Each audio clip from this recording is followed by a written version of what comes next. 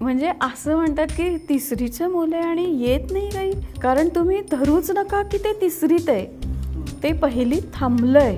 तर 10वी पर्यंतच्या मुलांचे हे मला आता प्रॉब्लेम दिसले की शाळा सुरू झाली पण जायचं नाही. ही एकूण अभ्यास करण्याची गोष्ट उरलीच नाहीये, कारण आपण नाही अभ्यास केला तरी आपण पास होतो. जी मुलं 10वी 11वी 12वीची आहेत ती थोडीशी अशी घाबरट म्हणून आपण तशी थोडी झाली आहेत. 8 प्रकारच्या वेगवेगळ्या बुद्धिमत्ता आहेत, पण त्या सर्व बुद्धिमत्तांना आपल्या शालेय शिक्षणात स्थान नाहीच आहे अजूनही. म्हणजे या काळामध्ये जी मुलं 0 ते 2 आणि 2 ते 4 या वयामध्ये होती त्यांच्या कानावर पुरेशी भाषाच नाही गेलेली.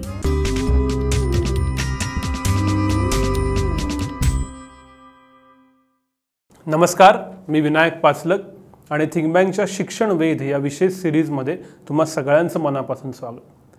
गेल्या 2 वर्षात कोरोना संदर्भातल्या वेगवेगळ्या गोष्टींविषयी आपण खूप चर्चा केल्या थिंक बँकवरती. पण या 2 वर्षात सगळ्यात जास्त ज्या क्षेत्रावर परिणाम झाला असेल तो म्हणजे शिक्षण क्षेत्रावर. त्यातसुद्धा विशेषतः प्राथमिक शिक्षणावर, की जिथं लहान मुलं आहेत ते ऑनलाईन अचानक शिकायला लागले, त्यांना स्क्रीनसमोर सगळं शिकायला लागलं. काही मुलं अचानक पहिलीत न येता आता तिसरीत जातात. असे असंख्य प्रश्न वेगवेगळ्या पालकांच्या मनात आहेत की आपल्या मुलांचं काय होणार, त्यांच्या शिक्षणानं नक्की योग्य तो दिशा आणि योग्य तो वेग पकडलाय का ते पाठीमागं राहिलेत. या सगळ्याचा उहापोह आपण या सिरीजमध्ये करणार आहोत. आणि त्यातली पहिली मुलाखत आपण करतोय डॉक्टर श्रुती पानसे मॅडमशी. मॅडम, स्वागत आहे तुमचं. हो, नमस्कार.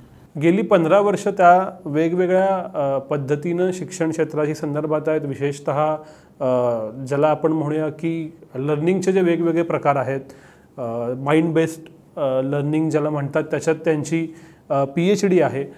विशेषतः लहान मुलांसंदर्भात ते वेगवेगळे उपक्रम घेतात.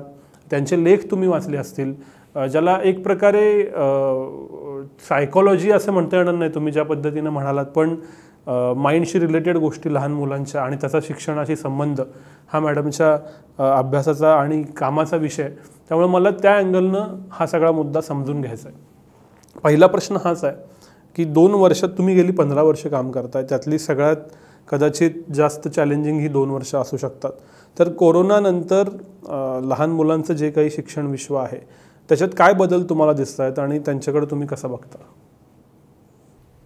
कसं बघताय असं म्हणण्यापेक्षा आपण कसं बघायला हवं आहे ह्याच्याकडे खूप लक्ष द्यायला हवं आहे.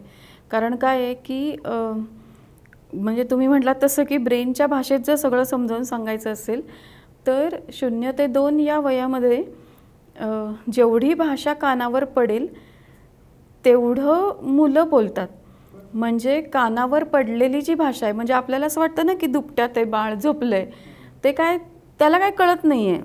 पण खरं तर आपण जे काही त्याच्या आसपास बोलत असतो ते कानावाटे ब्रेनमध्ये त्या ऑडिटरी कॉर्टेक्समध्ये जाऊन त्याचे न्यूरॉन कनेक्शन होऊन एक एक शब्द तिथे सेव्ह होत असतो, जो काही या परिसरातला शब्द आहे तो. आणि मग जसं की हे सेव्ह झालेले जे शब्द आहेत ते लगेच मूल बोलत नाही ना, त्याला एक विशिष्ट वेळ यावी लागते. म्हणजे साधारणपणे मुलं 1.5 वर्षाला बोलायला लागतात, काही मुलं उशिरा 2 वर्षाला बोलायला लागतात. तर हे जे सगळे शब्द सेव्ह झालेले आहेत ते साठून राहतात आणि ज्या वेळेला इथे ब्रोकाज एरिया नावाचा जो एक आहे तो जेव्हा डेव्हलप होतो तेव्हा मुलं बोलायला लागतात. आता ही प्रोसेस इतकी डिटेलमध्ये समजावून सांगण्याचं कारण म्हणजे या काळामध्ये जी मुलं 0 ते 2 आणि 2 ते 4 या वयामध्ये होती त्यांच्या कानावर पुरेशी भाषाच नाही गेलेली. फक्त आई बाबा असला तर TV असलं तर कोणाशी संभाषण जर चालू असेल ऑनलाईन तर. त्यामुळे सगळ्यात मोठा प्रभाव हा या मुलांच्या शब्दसंपत्तीवर पडलेला आहे, कारण त्यांनी भाषाच नाही ऐकलेली. जर भाषा ऐकलीच नाही तर तो शब्द सेवच झालेले नाहीत आणि शब्द सेव झाले नाहीत तर ते बोलणार कुठून. त्यामुळे हा काही काळाने आपल्याला ह्याचा अभ्यास खरं तर करावा लागेल की ह्या काळात ज्या मुलांनी नाही ऐकलेलं फारसं काही तर त्यांचा शब्दसंपत्तीवर ॲक्च्युली काय परिणाम झाला आहे. आता सगळं सुरू झाल्यामुळे ब्रेन ते भरून काढेल, पण तरीसुद्धा तो काही एक अभाव राहील काहींच्या बाबतीत. जिथे अजिबात फ्लॅट संस्कृती होती, घरात 1 किंवा 2च माणसं होती, तिथे मात्र हा अभाव दिसून येईल. तुम्ही आत्ता म्हणालात की आजूबाजूच्या गोष्टी कुठलंही मूल शिकत असतं, मग ते अगदी काय शाळेतही शिकत असतं. या सगळ्या कालावधीत शाळा ऑनलाईन झाल्या आणि एका स्क्रीनच्या पल्याडचं विश्व जे काय दिसतंय ते व्हर्च्युअल, आणि आजूबाजूला माणसं मात्र 2, 4, 5 आधी भीतीमुळं, मग ह्याच्यामुळं ह्यानं जी मुलं शाळेत गेलीच नाहीत किंवा जी शाळेत जात होती आणि ज्यांची शाळा थांबली, म्हणजे त्यांच्यात काय काय बदल झालेत असं वाटतं? 2 प्रकारे झालेत बदल. सगळ्यांचेच झालेत असं नाही. काही मुलं ही अतिशय उत्सुक होती मुलांमध्ये जायला आणि बाहेर जायला, पण काही मुलं खूप घाबरत होती. पण ही मुलं केवळ छोटीच होती असं नाही आहे. तर 10वी पर्यंतच्या मुलांचे हे मला आत्ता प्रॉब्लेम दिसले की शाळा सुरू झाली पण जायचं नाही आहे.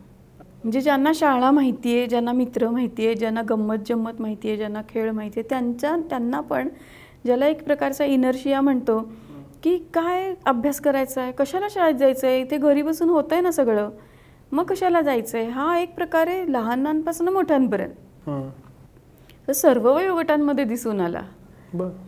म्हणजे अशांचं थोडंसं कन्सल्टन्सी पण झाली आहे माझी की तुला का शाळेत जावंसं वाटत नाही आहे आणि मग काय करूया मग त्याच्यासाठी. तर असे आहेत मुलं, म्हणजे ती फक्त लहानच आहेत असं नाही आहे. जी लहान आहेत, म्हणजे स्पेसिफिकली जो प्रश्न आहे तुमचा, तिथे एकदम गर्दीत हरवून जाणं आणि रडणं की, आणि आपल्याकडे खरं ऑनलाईन सेशन्स इतके झाले होते या विषयातले की जेव्हा शाळा सुरू होईल तेव्हा काय करायचं, कशी शाळा सुरू करायची, पण प्रत्यक्षात त्याचा काही उपयोग झाला नाही. WHO ज्या काही दिल्या होत्या गाईडलाईन्स की शाळा सुरू करताना अमुक करा तमुक करा, ते काही झालं नाही. बराबर शाळा सुरू झाल्या, परीक्षा सुरू झाल्या आणि मग TV वरच मी बघितलं होतं की 3रीतली मुलं होती 2 आणि आज परीक्षा आहे तर ती रडत होती. त्यामुळे आधी तुम्ही शैक्षणिक साधनांनी सुरू करा किंवा आधी फक्त गप्पा मारा, कारण गप्पा मारलेल्या नाही आहेत मुलांशी कोणी. तर ह्या सगळ्या गोष्टी सांगितल्या होत्या अनेकांनी, पण झालं मात्र त्यातलं काहीच नाही. अभ्यास सुरू झाला, परीक्षा सुरू झाल्या, तोंडी परीक्षा सुरू झाल्या, ओरल सुरू झाल्या. त्यामुळे मग आपण जे काही म्हणजे अनेकांनी त्या गाईडलाईन्स दिल्या होत्या, WHOच्या होत्या, पण प्रत्यक्षात काही झालेलं दिसत नाही. दुसरा, ह्याला जोडून जी स्पेशल मुलं आहेत त्यांचा पण वेगळा विचार व्हायला हवा होता की ऑनलाईनमध्ये सुद्धा ही मुलं आणि ती मुलं ह्याच्यात फरक खूप पडला ना. पण तसंही नाही झालं काही फारसं. व्हायला काय हवं होतं तर गप्पा मारायला हव्या होत्या शिक्षकांनी, खेळ घ्यायला हवे होते मजबूत मैदानी खेळ की जे खेळलेले नाही आहेत मुलांनी इतकी वर्ष घरात बसून, ते खेळ घ्यायला हवे होते. आणि शैक्षणिक साधनांनी शिकवायला सुरुवात करायला हवी होती. क्विज घ्यायला हवे होते. निबंध हे तुम्हाला काय वाटतं अशा स्वरूपातले, ज्याला आपण म्हणतो अभिप्राय तुमचा द्या, मत द्या, अशा प्रकारचे निबंध लिहून घ्यायला हवे होते. किंवा रोलप्लेसाठी मुलांना विषय देऊन मुलांनी मोकळं व्हावं, असं काहीतरी. आपण असं बहुतांश शाळांमध्ये हे नाही झालेलं. अच्छा, पण या सगळ्याच्या पाठीमागं ही जी घाई आहे की म्हणजे असं म्हणता, मला माहीत नाही म्हणावं का नाही, की पालकांची जी घाई आहे की 2 वर्ष मुलाची जाता कामा नाहीत, त्या स्पर्धेतच राहायचं आहे, असं काहीसं आहे का? म्हणजे कदाचित ह्या 2 वर्षाला पूर्ण गॅप देऊन नीट सुरुवात केली असती तर अजून बेटर झालं असतं का? अर्थातच. कारण यानंतर सुद्धा मी 1-2 ठिकाणी बोलले होते, त्याच्यात मी हेच सांगितलं की म्हणजे असं म्हणतात की 3रीचं मुलं आहे आणि येत नाही काही, पण ते नाहीच येणार आहे. कारण तुम्ही धरूच नका की ते 3रीत आहे, ते 1लीत थांबलंय असंच धरा आणि 1लीत आहे असं समजून तुम्ही पुढचा अभ्यासक्रम सुरू करा, असं स्वच्छ सांगणं आहे माझं. परत जेव्हा शाळा सुरू होईल तेव्हा तरी निदान ते मधल्या गॅपमध्ये काय झालं, मी एक सांगितलं तुम्हाला भाषेचं की भाषा कानावर नाही पडली, पण ह्या सगळ्या काळामध्ये जेवढं एक्सपोजर बाहेरचं मिळायला हवं होतं अनुभवांचं, कारण मी मगाशी म्हटल्याप्रमाणे जसे मुलांना अनुभव येतात तसे न्यूरॉन्स कनेक्ट होतात. ओके, प्रत्येक अनुभवाचा न्यूरॉन कनेक्ट होतो. म्हणजे आत्ता आपण इथे बसलोय तरीसुद्धा मी या स्टुडिओत पहिल्यांदा आले तर माझे न्यूरॉन्स इथे कनेक्ट होत आहेत. 15 मिनिटापूर्वीचं वेगळं होता माझा मेंदू, आत्ताचं वेगळं आहे. बर. जर माझ्या बाबतीत प्रत्येकाच्या बाबतीत असं, तर त्या लहान मुलांच्या बाबतीत किती अभाव असेल.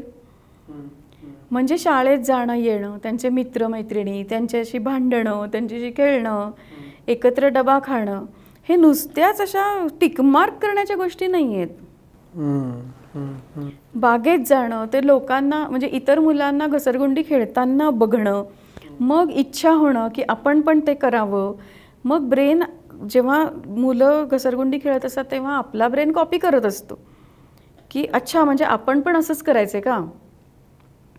आणि मग मुलं ते करतात. आलं, दिसलं आणि केलं असं होत नाही. मुलं बघतात, ऑब्झर्व करतात. तिथे जाऊन सुद्धा काही मुलांना नाही जमलं तर मुलं परत येतात. धाडस करायच्या आधी सुद्धा विचार करतात. तर जर हे प्रत्येक गोष्टीला न्यूरॉन कनेक्ट होत असतील तर त्यांनी सामाजिक विकास ज्याला म्हणू आपण तो किती मिस केलाय. म्हणजे खेळणं, भांडणं, एकमेकांकडनं शिकणं, हट्ट करायला शिकणं, या सगळ्या गोष्टी मिस आहेत त्यांच्या ब्रेनमधनं आत्ता. त्यामुळे मी ते म्हणते की पहिलीचं मूल हे पहिलीचं तिसरीत गेलंय फक्त. असं तुम्ही घालवलंय त्याला, ते गेलंच नाही आहे अजून. आणि ते फक्त इयत्ता वाईज असं नाही आहे, तर न्यूरॉन कनेक्शन वाईज सुद्धा ते गेलेलं नाही आहे. म्हणून ते न्यूरॉन कनेक्ट करायला वेळ तर द्या, तेवढे अनुभव तर द्या, तर मग ते येईल परत. म्हणजे मेंदू सगळे अभाव भरून काढतो. म्हणजे हा गॅप भरून काढण्याजोगा आहे लहान मुलांच्या बाबतीत. ओके. पण मग आता जे पालक हे बघत असतील किंवा या सगळ्या क्षेत्राशी संदर्भातली लोक, त्यांच्यासाठी कृती कार्यक्रम काय असला पाहिजे की गॅप पडले हे मान्य ज्या येणं केनं कारणानं, आत्ता अशा काय गोष्टी केल्या तर काय वर्षभरानं 2 वर्षानं अख्खी ती जी पिढी आहे ती नॉर्मलच्या जवळ येईल असं वाटतं. हो, शिक्षकांनी काय करायचं ते मी सांगितलं मगाशी की खेळू द्या मुलांनी. एकटे एकटे खेळ जे असतात सोलो, तर ते पण खेळू द्या, पण टीमचे जास्त असू देत. हे सगळं मी मगाशी सांगितलंच. पण पालकांनी आत्ता सुट्टीमध्ये पुन्हा एकदा स्क्रीनसमोर मुलांनी कमीत कमी बसावं ह्याचा प्रयत्न करायला पाहिजे. होता होईल ते गॅदरिंग्स करायला पाहिजेत. म्हणजे आपण लोकांना घरी बोलावणं, आपण लोकांच्या घरी जाणं, फक्त त्याच नाही तर वेगवेगळ्या लोकांच्याकडे जाणं.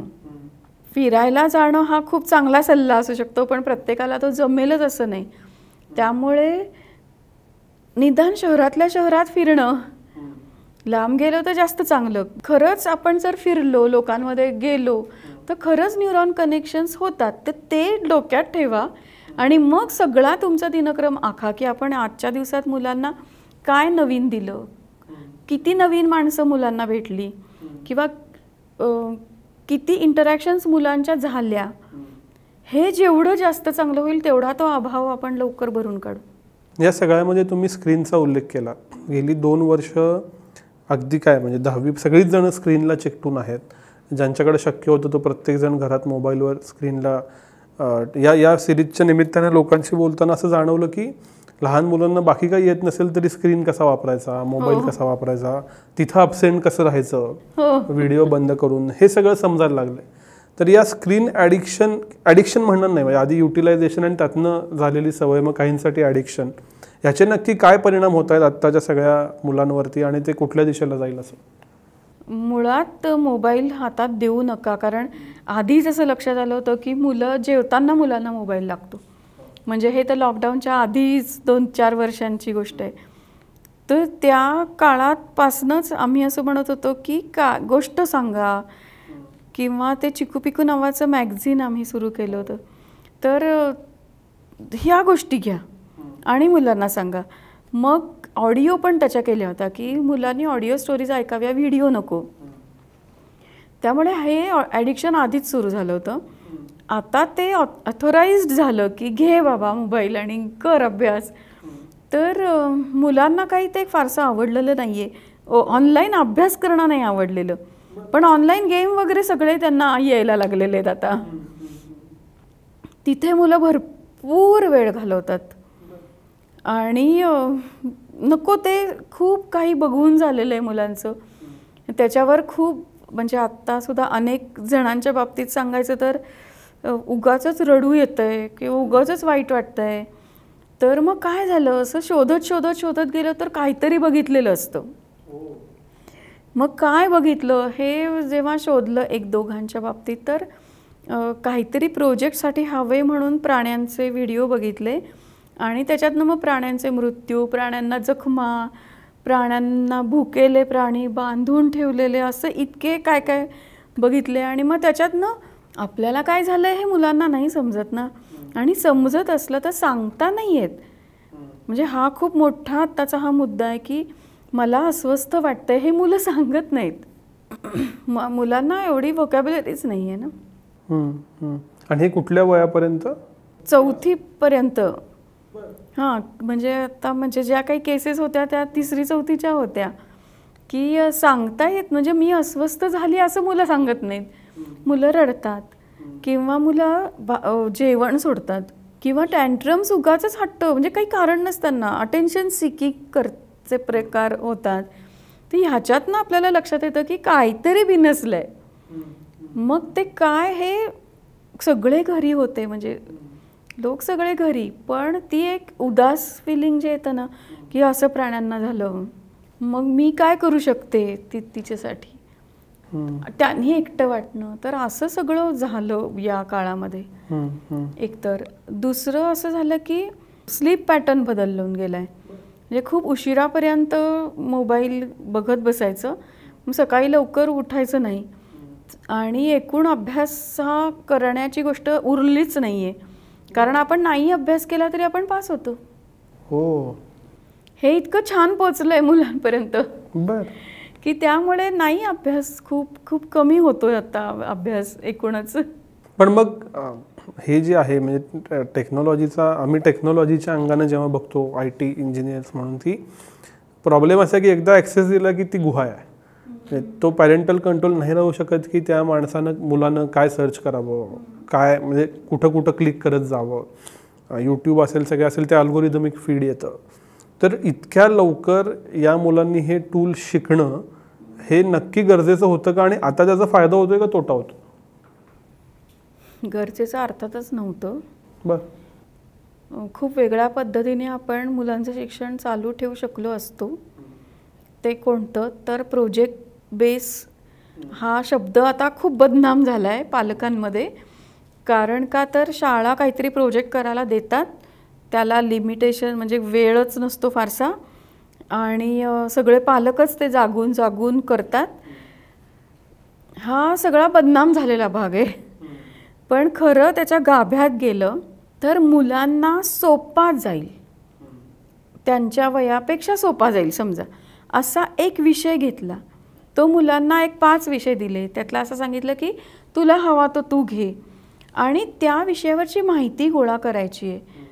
एवढा एक साधा विषय जर मुलांना दिला तर त्याच्यासाठी खरं तर मुलांनी लोकांशी बोलणं, मग तुम्ही फोनवर मुलाखती घ्या हवं तर कोणाच्या, म्हणजे समजा की मांजर पाळणं असा एक साधा सोपा विषय हा पहिलीला दिला तर त्याला चित्र काढायला सांगता येऊ शकतात.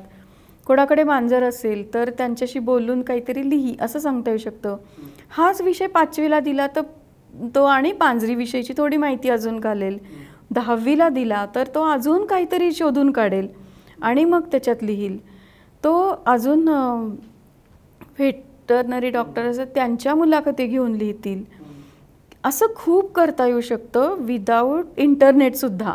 भरपूर वेळ घ्या, 2 महिने वेळ घ्या आणि तुम्ही वर्षामध्ये हे 5 प्रोजेक्ट पूर्ण करा. तर मेंदू चालू राहिला असता ना की मला हे करायचं आहे, मला काहीतरी चित्र काढायचं आहे.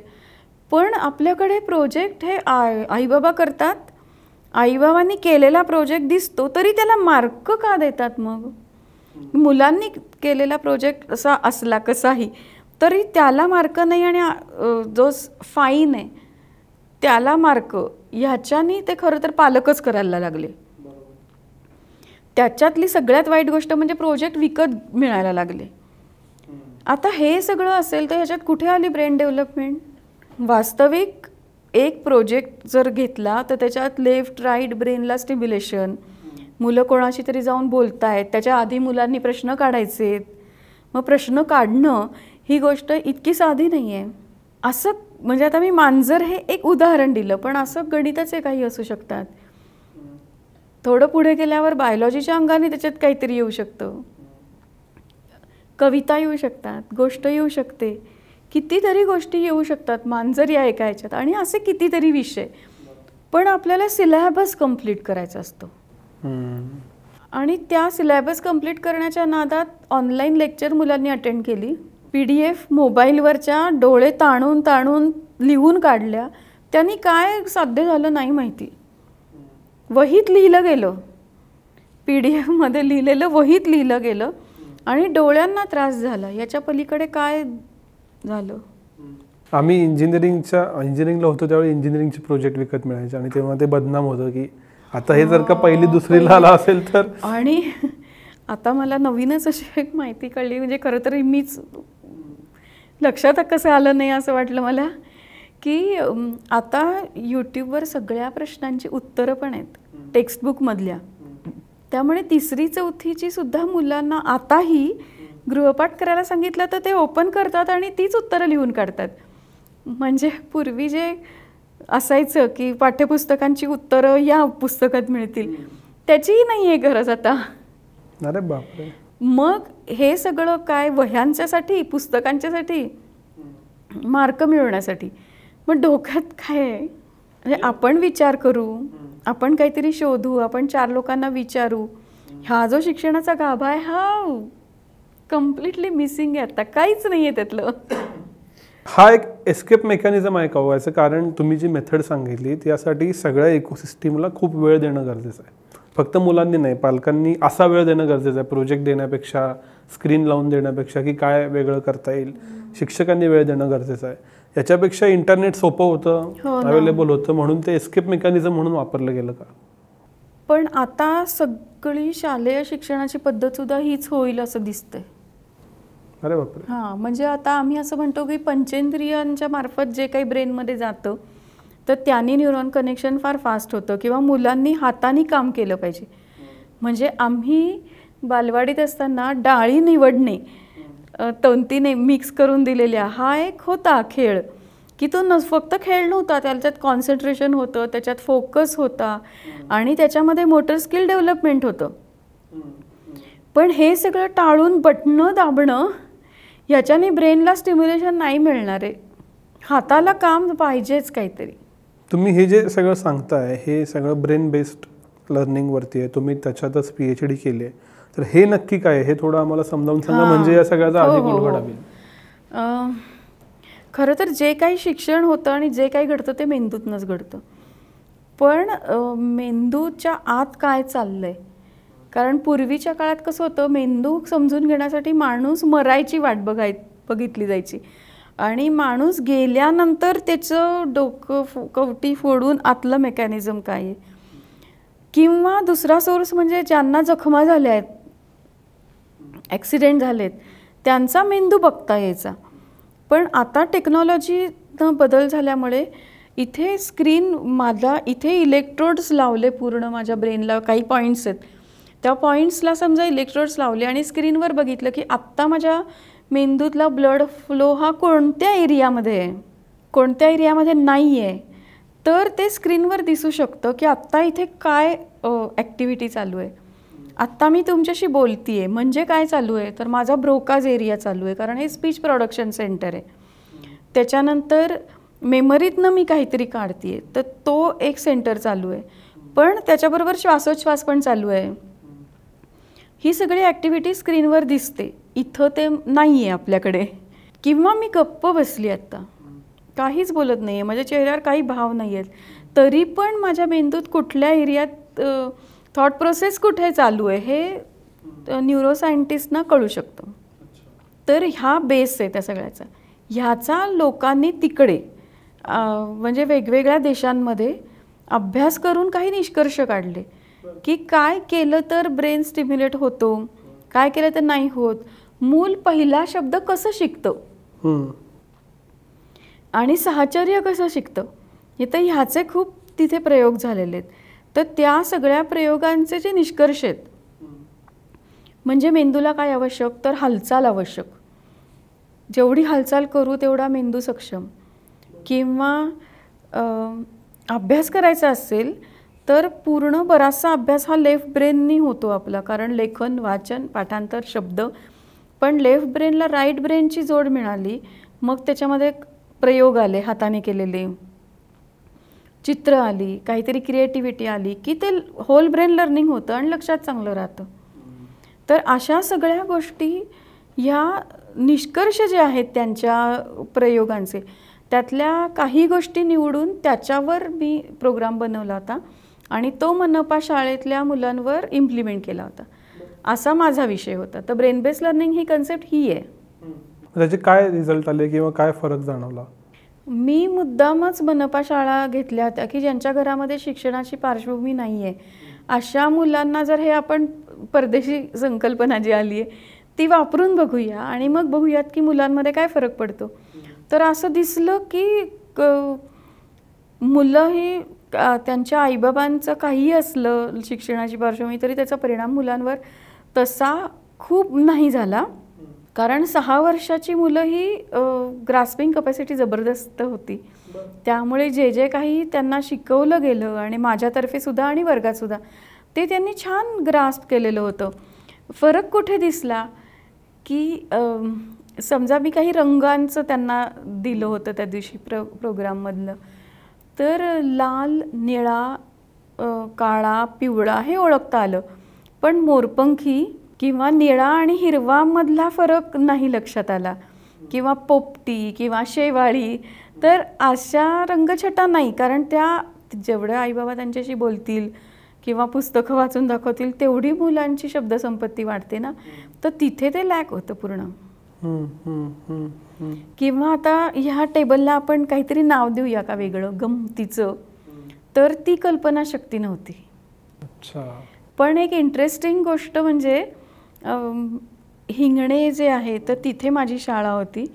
तर तिथनं मागे एक दिवस आम्ही अशी ट्रिप म्हणून नेली होती आणि मागे कॅनॉलचा रोड आहे आणि तिकडे पलीकडे, आता तो रस्ता जरा मोठा झाला आहे पण तेव्हा मोठा रस्ता नव्हता, वाहता नव्हता आणि मोठं झाड होतं एक. तर त्या झाडाच्या खाली सगळ्या मुलींना बसवलं होतं आणि त्यांना कागद वाटले होते की आपण ज्या रस्त्याने आलो त्या रस्त्याचं आपण चित्र काढूया. तर ते 40च्या 40 चित्र वेगळी होती. एकच रोडनी आम्ही आलो होतो, पण कोणाला रस्ता महत्त्वाचा वाटला, कोणाला नदी खालनं जाणारी म्हणजे कॅनॉल होता तो महत्त्वाचा वाटला, कोणाला त्या रस्त्यावर दिसणारी वाहनं महत्त्वाची वाटली. आणि एक त्याच्यामध्ये असं चित्र होतं की ज्याला आर्किटेक्चरल प्लॅन म्हणतो ना, की वर्ण बघितल्यावर कसं तसं एकीचं चित्र होतं. तर हे काय आहे, तर हे 40 जणांच्या ब्रेनचं वेगळं एक्सप्रेशन आहे ना.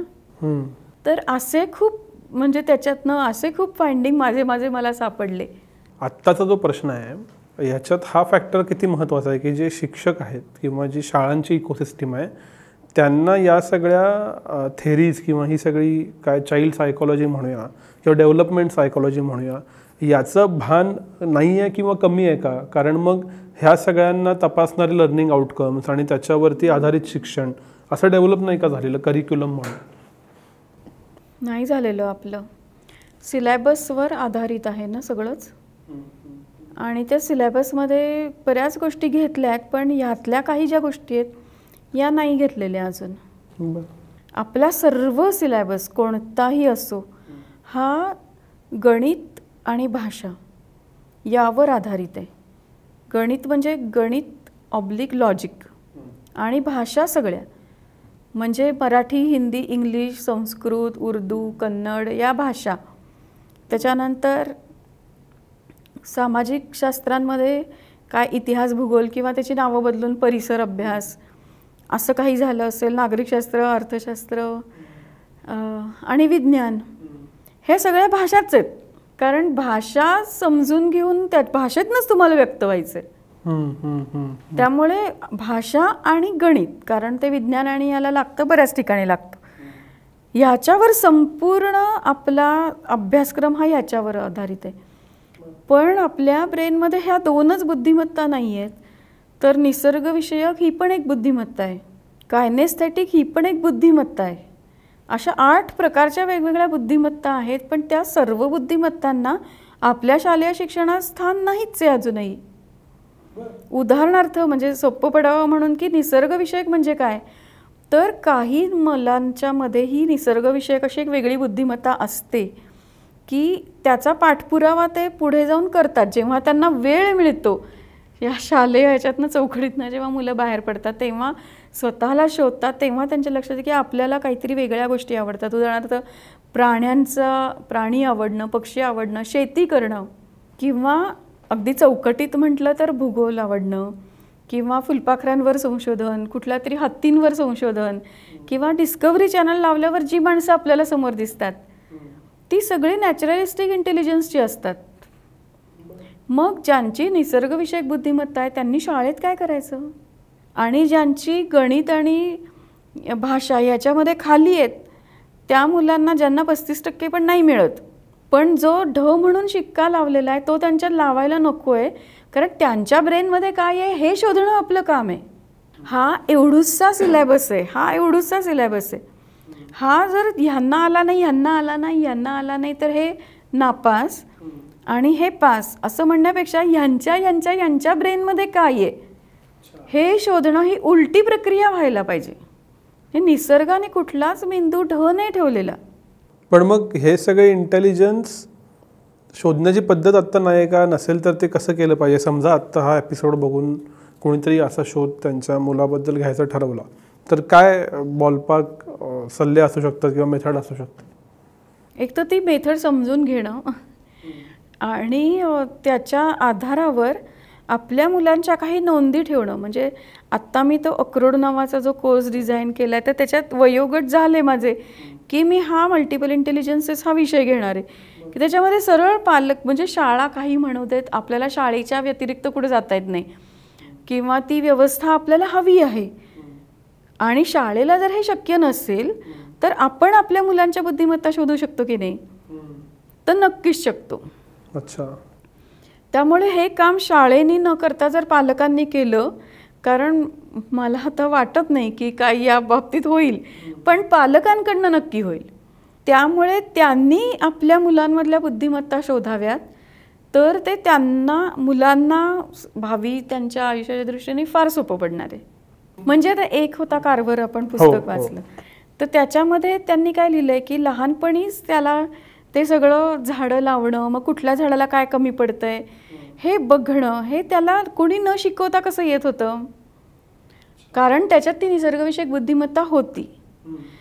सलीम अली हे त्या काळात कुठलाही कॅमेरा वगैरे त्यांना काही फंडिंग वगैरे नसताना ते एक झोळी घेऊन पक्ष्यांच्या शोधात जंगलात जायचे, पक्ष्यांची चित्र काढायचे.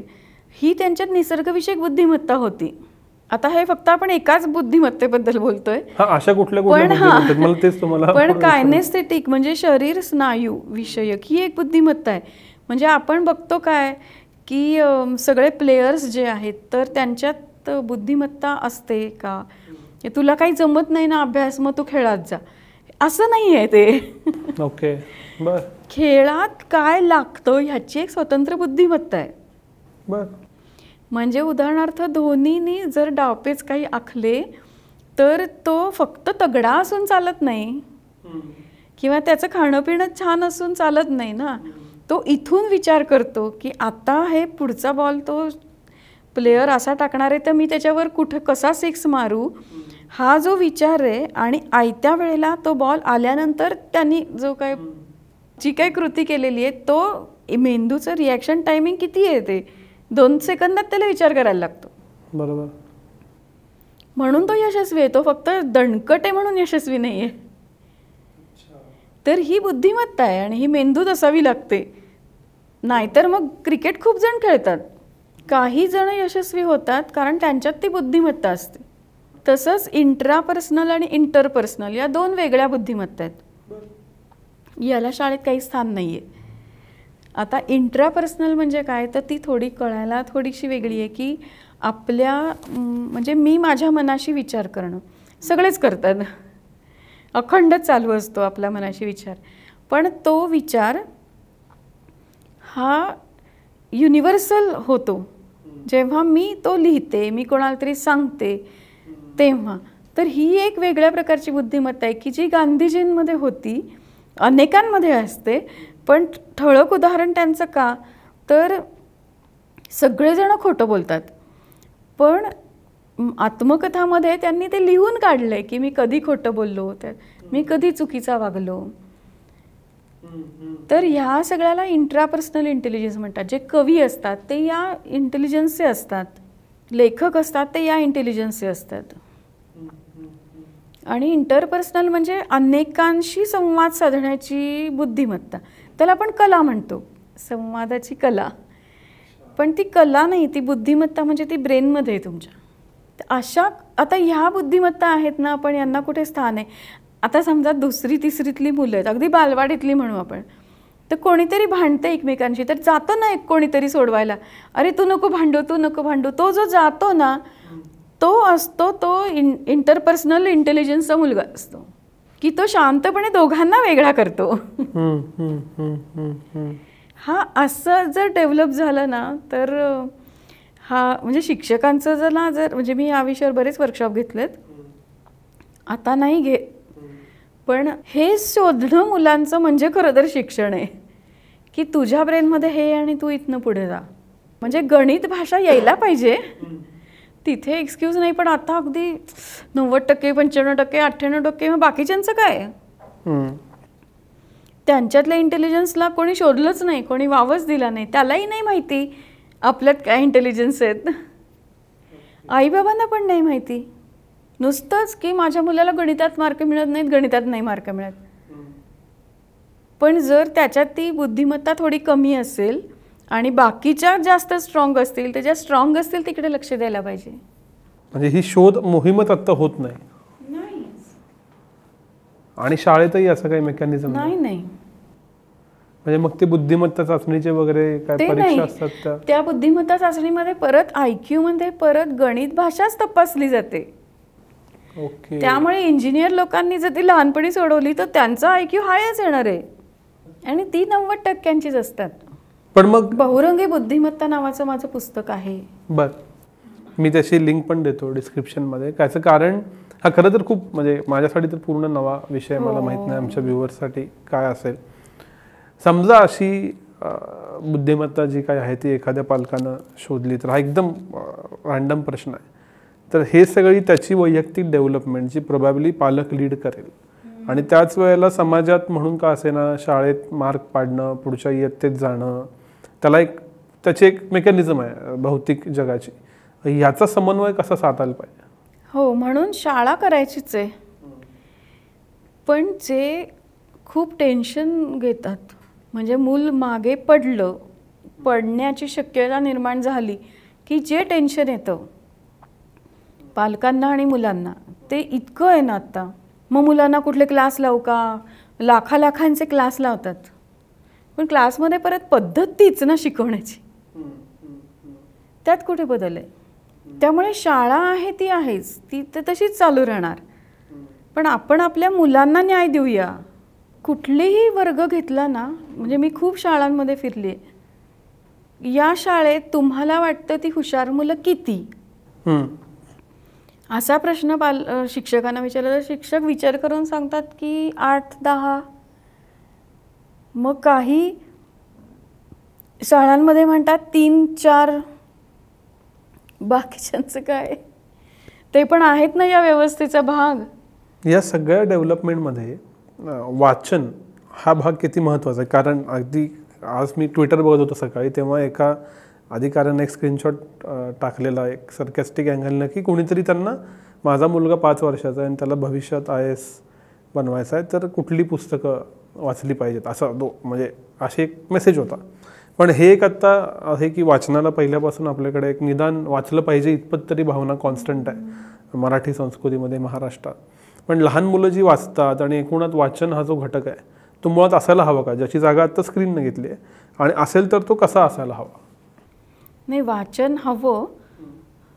आत्ता नवीन जी NBTची किंवा प्रथमची जी चित्रपुस्तकं आहेत की ज्याच्यामध्ये लेव्हल 1, 2, 3, 4 प्रमाणे वाक्य 1-2च असतात किंवा कधी कधी 5-6 पर्यंत जातं, पण चित्र वाचन असतं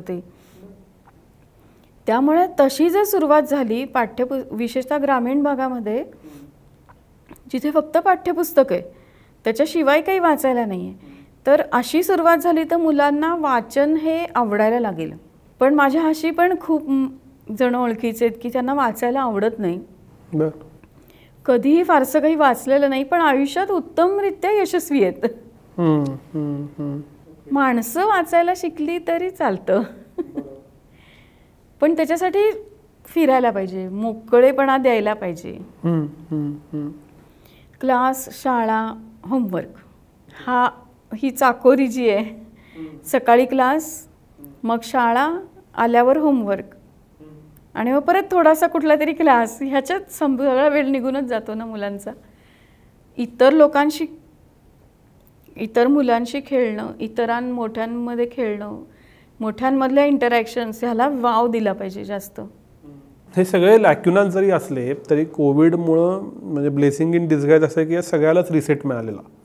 म्हणजे चालत्या सिस्टीम बदलायची किती अशी पूर्ण, ह्याला मर्यादा असू शकतात. पण आता सुदैवाने एक रिसेट मिळाला असेल. आता नवीन शैक्षणिक वर्ष चालू होतं आहे, मागचं थोडंसं लडखडत गेलं, तर अख्खी सिस्टीम बदलण्याकडं पॉलिसी मेकर्सचं या इकोसिस्टीमचं लक्ष आहे का, आणि ते त्यानुसार काही बदल करताना तुम्हाला दिसतात का ऑब्झर्वर? आता ते नवीन एज्युकेशन पॉलिसी जी यायची आहे जूनमध्ये, त्याच्यात काही बदल केलेले दिसत आहेत, जसं की मातृभाषेतनं शिक्षण द्या किंवा प्रत्येकाला वाव मिळेल असं बघा. पण ते इम्प्लिमेंटेशनच्या पातळीवर आल्यावरच आपल्याला कळेल की खरं काय आहे परिस्थिती. ते 10वीची परीक्षा हा जो एक मुद्दा आहे की आता समजा 10वीची परीक्षेला कमी महत्त्व देऊन एकदम 12वीची परीक्षा असेल, असं समजा काही असेल तरीसुद्धा थोडा मोकळा श्वास घेतील मुलं. किंवा मग सध्या जे झालं आहे की 8वीतच JEEच्या क्लासला घालणं किंवा काय अजून एक अशीच कॉम्पिटिटिव्ह एक्झाम, हो, त्या सगळ्याचे अभ्यास खूप अलीकडे सुरू करणं, हे म्हणजे बालपण नाहीच मिळत ना. म्हणजे सेल्फ एक्सप्लोर करू नका, ही पुस्तकं वाचा, हे ॲप बघा आणि त्याच्यातनंच काय ते शिका. म्हणजे आपल्या मेंदूत आपण डोकवलंच नाही तर आपल्याला आपण कसे आहोत आणि आपल्यात काय हे कसं कळणार आहे. एक्स्ट्रा करिक्युलर आणि को करिक्युलर ॲक्टिव्हिटीज म्हणजे मी शाळेत असताना तरी खूप होते आणि त्यातनं खूप शिकायला मिळालं. नाटक करा, एकांकिका करा, शाळेच्या स्पोर्ट्समध्ये खेळा. त्या गेल्या 2 वर्ष काहीच झालेलं नाहीत. म्हणजे त्यासाठी मुळात इकोसिस्टीम पाहिजे. तर त्यानं काय फरक पडतो, त्यानं मुलांनी काय मिस केले आणि आत्ता त्या कशा घडायला पाहिजे? आता ते सगळं सुरू करायला पाहिजे. कोविडच्या आधीसुद्धा माहिती असेल तर की असं हेच लक्षात आलं ना की अरे खूप मुलं खेळतात किंवा गाणं म्हणतात किंवा वाद्यवादन करतात आणि त्यांच्या ह्या गुणांना कुठे मार्कांमध्ये येतच नाही ते, तर म्हणून त्यांना काहीतरी 5 मार्क वगैरे असं द्यायचं झालं तर तेवढ्यासाठी क्लास लावणं हे मुलांनी केलं. म्हणजे पालकांनी करवून घेतलं. त्याच्यानंतर काही मुलांचे गुण इतके वाढले की ते 100च्या वर गेले, असं काहीतरी सगळा पे झाला त्याच्यामध्ये. पण आता हे सगळं खरोखर सुरू करणं खूप आवश्यक आहे. दुसरा एक चेंज जो दिसला ना आत्ताच्या काळामध्ये तो असा होता की ज्या मुलांना हे छंद आहेत, खेळणं नाही अर्थात ते नाही करू शकले मुलं, पण वाचनाचा छंद आहे किंवा गाण्याचा छंद आहे, चित्रकला, क्राफ्ट, हे तर छंद म्हणजे काय ना की दिवसभर आपण जेव्हा काम करतो किंवा अभ्यास करतो, खूप 17 ठिकाणी जाऊन येतो आणि मग मला काय करावं असं वाटतं, तो छंद असतो. पण छंदच 24 तास केला ना मुलांनी या लॉकडाऊनच्या काळामध्ये, तर ती एक बरीचशी मुलं त्याच्यातनं आता विड्रॉ झाली की नको आता मला चित्र नाही काढायची, अच्छा, किंवा मला आता पुढचं गाणं नाही शिकायचं, कारण तेच केलं जास्त. ओके. आता पुन्हा जेव्हा ते वेगवेगळी अभ्यासात त्याच्यात गुंततील आणि मग त्यांना काय आठवतं की आता माझा रिकामा वेळ आहे आणि आता मला काय केलं तर छान वाटेल, मग बघूयात की त्यांचे ते छंद तात्पुरते थांबले होते का आता वेळ झाल्यावर पुन्हा त्यांना ते फॉलो करायचेत. असेही बदल झालेत मुलांमध्ये. हे खूप मूलभूत बदल आहेत. म्हणजे हे लक्षात कसे येणार? हो, मुलांनी सांगितल्याशिवाय लक्षात कसे येणार? हे कन्सल्टन्सीच्या माध्यमातून माझ्यापर्यंत आलेले प्रश्न आहेत की गायला खूप आवडत होतं, ऑनलाईन क्लास पण चालू होता, पण आता गाणंच नको, कारण तेच आयुष्य तर तसं नको आहे काही मुलांना. असं खूप वेगवेगळे मुद्दे आपण बोलू, हा विषयही मोठा आहे. पण एक असं जाणवतंय की तुम्ही ज्या सगळ्या गोष्टी सांगितल्या की हे बदल खूप मायन्यूट आहेत, खूप सबकॉन्शियस लेवलला आहेत आणि खूप काय काय आहेत. म्हणजे अजून किती असतील तुमच्यासमोर इतके आले, मला जर त्यातलं काही माहीतच नव्हतं. अजून प्रत्येकाचे अनुभव वेगवेगळे असतील. तर शेवटचा प्रश्न हाच आहे माझा की येणाऱ्या कालावधीमध्ये 1 वर्ष असेल, 2 वर्ष असेल, काय करायला हवं जेणेकरून हे बदल कळतील, त्यातलं चांगलं वाईट ठरवता येईल आणि मग त्यानुसार जे काही चांगला मार्ग आहे तिकडे जाता येईल. म्हणजे सोल्युशन या सगळ्या प्रश्नाचं काय? म्हणजे खरं तर आत्ता आपण बोललो ते सगळं मानसिक ब्रेनच्या पातळीवर काय हे जास्त बोललो, पण सामाजिक पातळीवरचे बदल जसं की मुलींची लवकर लग्न झाली किंवा बालमजुरीकडे मुलं परत वळली, हे तर अथांग विषय आहेत आणि आयुष्य बदलली मुलांची. तर ह्याला तर काही म्हणजे ही सगळे प्रश्न सोडवायला ते प्रश्न सुटणारच नाहीत. काही ज्यांची लग्नच झाली आहेत, उदाहरणार्थ शिक्षणच बंद झालंय, ते प्रश्न सुटण्याच्या पलीकडे गेले, ते तसेच राहणार आता प्रश्न. पण हे बाकीचे जे मायन्यूट आहेत तर ते मुलांना, म्हणजे मुलं लहान असतील तर त्यांच्या बदललेल्या बिहेवियरमधनं त्यांना जाणून घ्या असं पालकांना सांगणं आहे. तुलना करून की ह्याला येते आणि तुला येत नाही आणि मुलं कोलॅप्स होतात आतल्यात, ते बोलू नाही शकणार आहेत. त्यांना कळत नाही की आई जेव्हा असं म्हणते की त्याला येतंय, तुला काय येत नाही, तेव्हा आत त्या मुलाला काय होतं. हे एक उदाहरण झालं. असं जे काही डिस्टर्बन्सेस आहेत ते मुलं सांगू नाही शकत आहेत. त्यांच्याकडे ते शब्द नाही आहेत, कसं एक्सप्रेस करायचं त्यांना माहीत नाही आहे. त्यांच्या बिहेवियरमधनं ते शोधायला लागतं आपल्याला. म्हणजे अचानक चिडचिड का, अचानक नको तो हट्ट का, स्वभावात झालेला एखादा बदल, हे सगळं आतली अस्वस्थता असते की जी त्यांच्या बिहेवियरमधनं व्यक्त होते, शब्दातनं नाही होत. कारण आणि हे सगळं लहान मुलांबद्दल. आणि काय वेगळाच बदल आहे हा 10वीच्या पुढच्या मुलांना, साधारणपणे 12वी FY म्हणू आपण, की मला काहीतरी होतंय आणि मला आता सायकियाट्रिस्टची गरज आहे, हे मुलांनी पालकांना सांगणं. ह्याचा उगम आहे तो म्हणजे समजा काहीही होत असेल, छोटं डोकं दुखत असेल तर ते गुगल सर्च करायचं आणि बघायचं की काय आहे हे. या करोना काळामध्ये इतका गुगल सर्च झाला आहे की ही लक्षणं मला दिसत आहेत, ही लक्षणं मला दिसत आहेत, तर काय. आणि हे ज्यांच्या हातात मोबाईल आहे आणि जी मुलं 10वी 11वी 12वीची आहेत ती थोडीशी अशी घाबरट म्हणून आपण तशी थोडी झाली आहेत की मला डिप्रेशन आले. आणि हा शब्द डिप्रेशन हा खूप मोठा एक डिसऑर्डर आहे, पण मला डिप्रेशन आलंय तर खरं तर त्यांना नसतं, पण मला सायकियाट्रिस्ट डायरेक्ट त्याची गरज आहे असं पालकांना सांगणं. आणि पालकांना कळत नाही की ते म्हणजे टेन्स होतात पालक की काय झालं अचानक. तर हा पण एक ह्या वयोगटातला बदल आहे, काही मुलांना झालेला, सगळ्यांना नाही. मग त्यांना सांगायला लागतं की असं काही झालेलं नाहीये तुम्हाला. म्हणजे छोटासा स्ट्रेस सहन करू न शकणं असं आपल्याला म्हणू, छोटा. आणि लोकांना अजिबात न भेटल्यामुळे जो एकटेपणा येतो त्याचा एक स्ट्रेस, तो या मुलांना आलेला आहे. जी मुलं खूप फ्रिक्वेंटली बाहेर पडली, काही ना काहीतरी करत राहिली, म्हणजे ऑनलाईन नाही काहीतरी, त्यांच्यात हा नाही दिसत. पण एकटं विचार करत राहणं स्वतःविषयी, स्वतःच्या घराविषयी, आजारांच्या विषयी, आणि मग ते सर्च करणं की मला काय झालं यातलं, हा एक खूप मोठा फॅक्टर आहे. पण तुमचा जो प्रश्न होता की मेंदू हे सगळं भरून काढेल का आणि कसं, तर त्याची एक क्षमता मेंदूमध्ये असते की जे काही अभाव आहे तो भरून काढतात. वेळ लागेल, जसे अनुभव मिळतील तसं ते भरून काढतील, पण अनुभव द्यायला पाहिजेत मग तसे. म्हणजे थोडक्यात जास्तीत जास्त अनुभव देणं हाच सगळ्या वयोगटातल्या लोकांना, सगळ्या वयोगटातला बाहेर पडलं पाहिजे किंवा लोकांना आपल्या घरी बोलवलं पाहिजे. सगळं ते विरून जाईल. म्हणजे मधला जो स्ट्रेस जो होता, ते स्ट्रेस म्हणजे सुद्धा काय असतं तर केमिकल्स असतात ना वेगवेगळे, त्या निगेटिव्ह केमिकलची जागा ही पॉझिटिव्ह हॅपी केमिकल्सनी घेतली पाहिजे आणि ते आपणच करू शकतो. त्याच्यासाठी औषधांची गरज नसते. आपणच आपल्या आयुष्यामध्ये छोट्या छोट्या बदल करून हॅपी केमिकल्स आपणच सिक्रेट करू शकतो आणि करायचे असतात.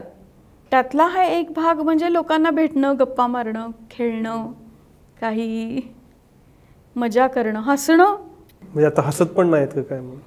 हां, म्हणजे त्या काळामध्ये असं बोर, म्हणजे आधीच त्याच्या लॉकडाऊनच्या आधीच्याच काळामध्ये आई मला खूप कंटाळा आला आहे असं एक सारखं आईला म्हणायचं. तर आता तर त्याचं खूपच वाढ झाली आहे. कंटाळा आला आहे, बोर झालं आहे आणि मग या सगळ्यावर सोल्युशन काय तर मोबाईलवर गेम खेळणं.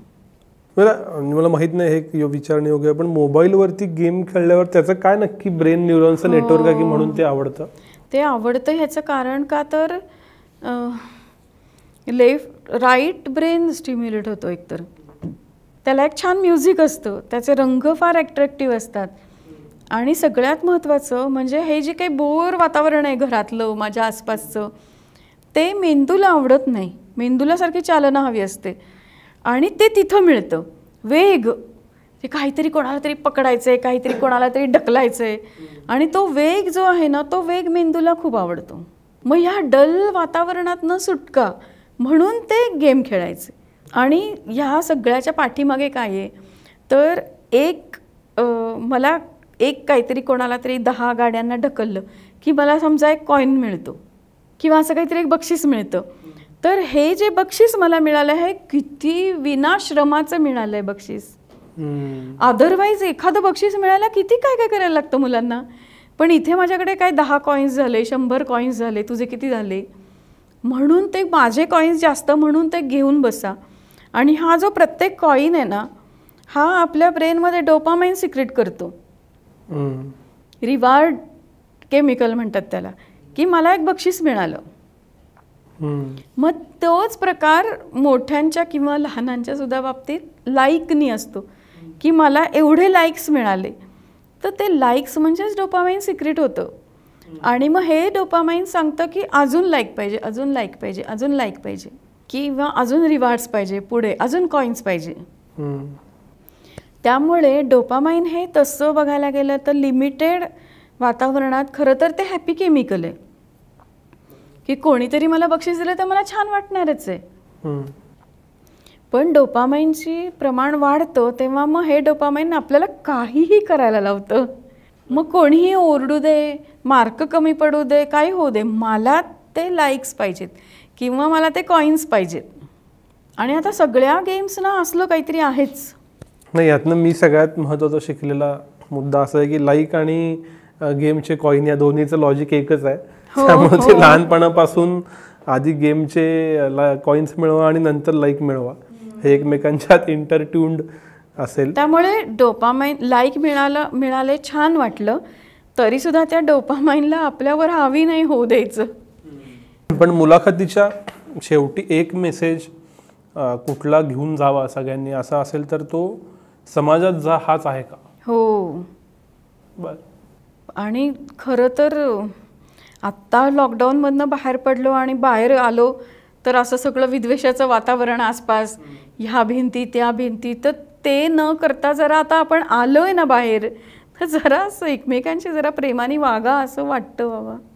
कारण शेवटी प्रेमाने वागण्याने पण ऑक्सिटोसिन क्रिएट होणार आहे आपल्या ब्रेनमध्ये. बरोबर. प्रत्येक वेळेला बातम्या बघताना ते स्ट्रेस केमिकल्सच सिक्रेट व्हायला पाहिजे असं काही नेसेसरी नाही आहे.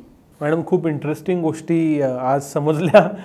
खरं तर त्यात खूप गोष्टी खरं सांगायचं तर मला अजिबातच माहीत नव्हत्या आणि या सगळ्या मुद्द्यांवरती आमचे सगळे प्रेक्षक नक्की विचार करतील अशी मला खात्री आहे.